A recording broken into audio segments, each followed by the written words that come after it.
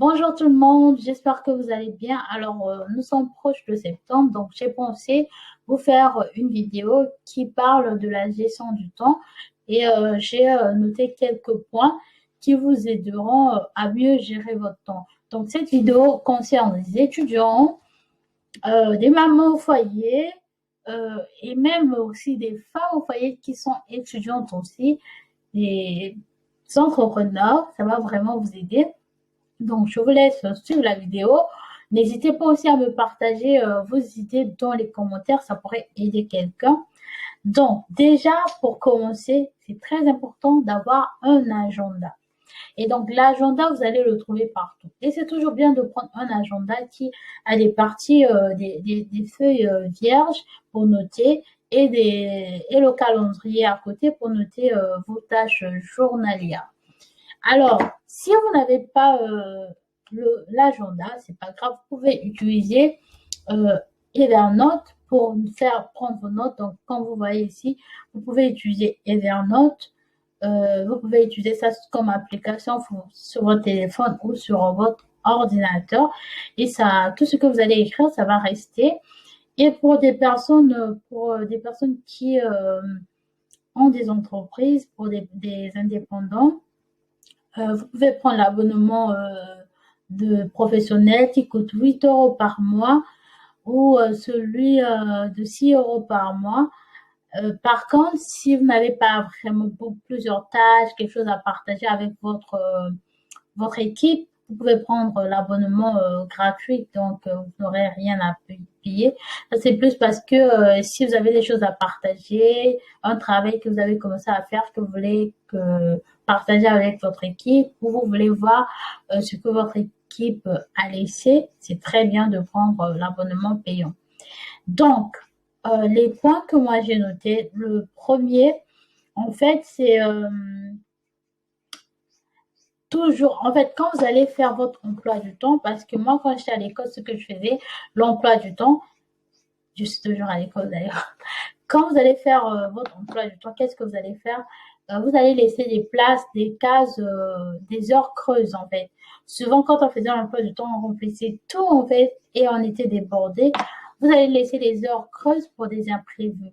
Vous voyez, par exemple, je veux prendre un exemple, vous êtes maman, vous devez aller poster des colis à la poste et vous arrivez, il y a la queue à faire. Vous avez prévu, disons, 1 heure et ça vous a pris 2 heures. C'est ça, je parle de prévoir, laisser les heures creuses pour des imprévus dans votre agenda. Pour ne pas se sentir frustré à la fin de la journée. Donc, c'est très bien de se sentir efficace. Ça va vous booster pour des jours à venir. Donc ça, c'est le premier point, laisser les cases creuses et tout. Et deuxième point, c'est être focus en fait. Je vais prendre un exemple. Tu es étudiant, tu as un module à valider, tu as des chapitres à étudier, tu vas préparer le bac, tu dois étudier un chapitre. Et qu'est-ce que tu vas faire? Tu dis, je vais étudier pendant 2 heures. Euh, Tu dois respecter ces 2 heures en fait. Donc tu les bloques, peu importe.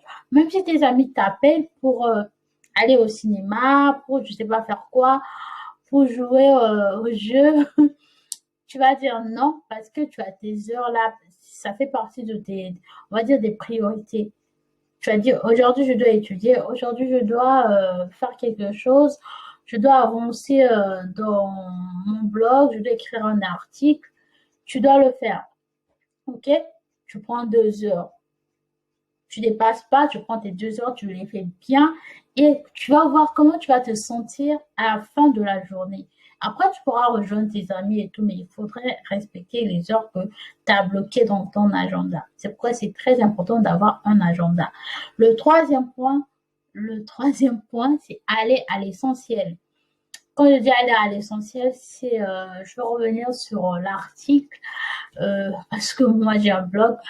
Donc je vais revenir sur l'article dans le sens que parfois on est perfectionniste. C'est pas trop bien parce que ça peut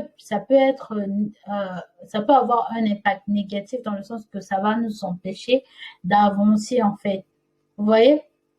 ça va nous empêcher d'avancer. On a le droit de faire des erreurs et c'est parfois à travers nos erreurs que nous devenons des personnes meilleures, que nous travaillons nos talents, nos dons, nos capacités en fait. OK? Donc, aller à l'essentiel, tu veux faire ça, tu fais, tu te prends pas la tête, tu le fais. Et quatrième point, c'est privilégier les tâches les plus difficiles pendant que notre énergie est au top. Et il faudrait aussi terminer ces tâches. Vous allez voir que le quatrième point rejoint un peu le deuxième point où on dit quand tu bloques des heures, tu dois les finir. Si tu dis je veux faire quelque chose, tu dois finir les choses avant de passer à autre chose. Et je vais rajouter un autre truc très important, c'est que il faut pas faire plusieurs tâches à la fois parce que ça va diminuer notre efficacité en fait.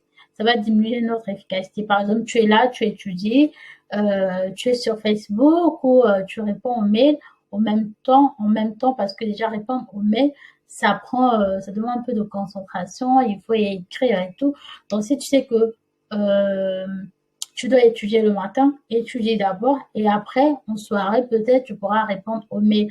Sinon, ça va te fatiguer en fait, du coup tu n'auras pas l'énergie qu'il faudra pour faire les heures que tu as eu à bloquer pour étudier. Donc voilà. Et l'autre point, le cinquième point, c'est étudier court et bien.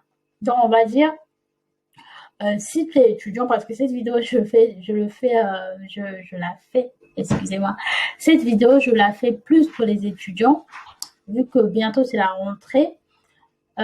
Étudier court et bien. Donc, comme j'ai dit, tu n'as pas besoin de bloquer 7 heures de cours, 7 heures d'études. Après, tu vas pas pouvoir les réaliser. Surtout quand tu es au début de la gestion, pour apprendre à gérer ton temps, il faut aller piano, piano, non? Il faut aller piano, piano, on dit comment en français. Il faut faire ça pour pouvoir atteindre tes objectifs. Donc, tu vas te focaliser, même si tu as juste retenu 2 mots, le plus important, c'est que tu es sorti, tu as quand même pu retenir quelque chose que tu pourras pratiquer. C'est ça le plus important. Et le dernier point, c'est qu'il faut savoir que quand tu fais une tâche en continu, ça te prend plus de temps que prévu. Je vais m'expliquer. Tu dois faire le ménage le samedi et tu as la vaisselle à faire, tu as la lessive à faire, tu as le repassage à faire. Et à chaque fois que tu commences une tâche, tu t'arrêtes, soit tu appelles, soit tu dis je vais d'abord sur une série, un épisode, il y a un nouveau épisode, je vais suivre. Et après, je vais continuer. Sauf que tu vas te rendre compte qu'à la fin de la journée, tu ne vas pas terminer et ça sera quelque chose que tu vas faire après. C'est pourquoi il y a des femmes qui n'arrivent pas à terminer les tâches ménagères. Il y a toujours d'autres tâches après et tout. Et il y a des hommes qui se plaignent. C'est juste une parenthèse. C'est juste parce que on ne termine pas ce qu'on a commencé en fait. Et pour toujours mettre la parenthèse, il faut toujours s'accorder des petites pauses quand on étudie. C'est très important. Tu as bloqué 2 heures d'études. À chaque fois que tu fais 30 minutes, c'est important de prendre au moins 2 minutes pour essayer de s'étirer, peut-être prendre un thé, se lever, faire un peu des mouvements, et c'est très très très important.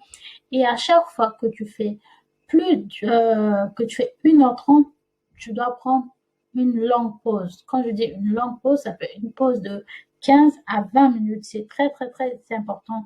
Donc là, tu peux faire ce que tu veux, peut-être passer un coup de fil, peut-être que ça va un peu te rebooster l'énergie parce que quand tu restes longtemps devant des écrits ou devant un écran, après, ça te fatigue. Donc, c'est très important de prendre des pauses. C'est pourquoi, si vous devez étudier, au lieu de mettre 2 heures, c'est mieux de mettre 3 heures, comme ça fait 1h30, 1h30, avec une pause de 30 minutes au milieu. Vous voyez? Très, très, très important. Donc, là, vous avez devant vous, en face de vous, l'application, donc Evernote, la plateforme, le site, comment, je sais pas comment vous allez appeler ça. Si vous utilisez sur le téléphone, vous téléchargez. C'est très bien, c'est gratuit. vous allez créer plusieurs trucs, vos projets et tout. Vous pouvez mettre là, vous allez enregistrer et voilà. Et donc, il y a il y a quelque chose d'autre que je vais vous montrer avant de terminer. Voilà, donc c'est cette application que j'aimerais vous montrer. En fait, ça va vous aider à connaître, donc à être informé sur le nombre d'heures que vous passez sur votre téléphone. Donc, en fait, ça va enregistrer l'historique, ça va enregistrer l'historique de tout ce que vous faites sur votre téléphone. Comme ça, vous allez un peu voir ce qui est important et ce qui n'est pas important. D'ailleurs, ce sera le thème de notre prochaine vidéo. Donc, je vous invite à vous abonner, à liker, à partager et surtout, n'oubliez pas de partager avec moi, avec les autres, vos secrets, comment vous faites pour gérer votre temps, pour mieux gérer votre temps d'ailleurs. N'hésitez pas à partager vos avis en commentaire et abonnez-vous comme ça la famille va s'élargir. N'oubliez pas de vous abonner. On se retrouve dans une prochaine vidéo et bye bye.